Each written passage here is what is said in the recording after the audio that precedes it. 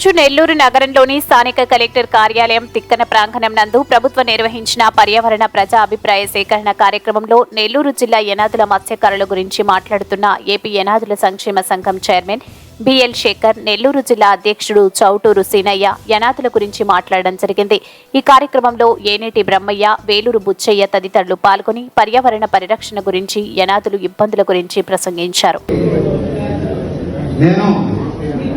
నా పేరు Chouturu Seenaiah, vigilance and monitoring committee సభ్యుడిని, ఏపీ యానాదుల సంక్షేమ సంఘం జిల్లా అధ్యక్షుడిని. ఊటుకూరు నుంచి అధికారులకు మరియు వాళ్ళకి ఐడెంటిటీ కార్డులు కూడా యానాదులకి ఏర్పాటు చేయాలని గత 5 సంవత్సరాల నుంచి మేము పోరాడుతున్నా. మా యానాదులకు ఐడెంటిటీ కార్డులు మాత్రం ఇవ్వటం లేదు బిజినెస్ వాళ్ళు.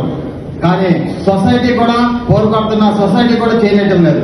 మేము యానాదులు అసలు చేప పట్టడానికి మాది వృత్తి, ఫస్ట్ యానాదులో వృత్తి చేప పట్టడం.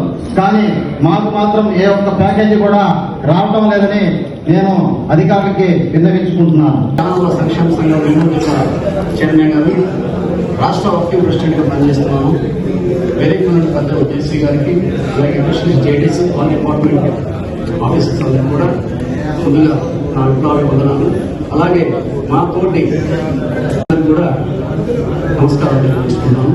ముఖ్యంగా సార్, ఇటీవల కాలంలో చెప్పాను 12 లక్షల సైకిల్ ఆంధ్రప్రదేశ్ యానాదుల సంక్షేమ సంఘం జిల్లా చైర్మన్ ఇటీవల కాలంలో ఒక 2 వీక్స్ నుంచి రెగ్యులర్గా సార్ ఎక్స్ప్రెషన్ కృష్ణపట్నం పోర్ట్, ఆ పోర్టు నమ్ముకొని సార్ మీరు అందరూ మాట్లాడితే ఆయన మాట్లాడి ఎలా మా సోదరులు ఎలా సంక్షేమాన్ని నమ్ముకొని జీవిస్తున్నారు.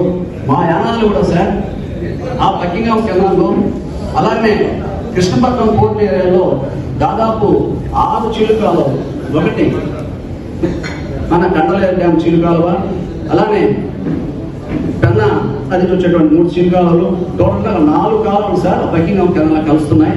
ఇవన్నీ కూడా వెళ్ళి Krishnapatnam port area mid point లో సార్ కలిసేటువంటి పరిస్థితి ఉంది.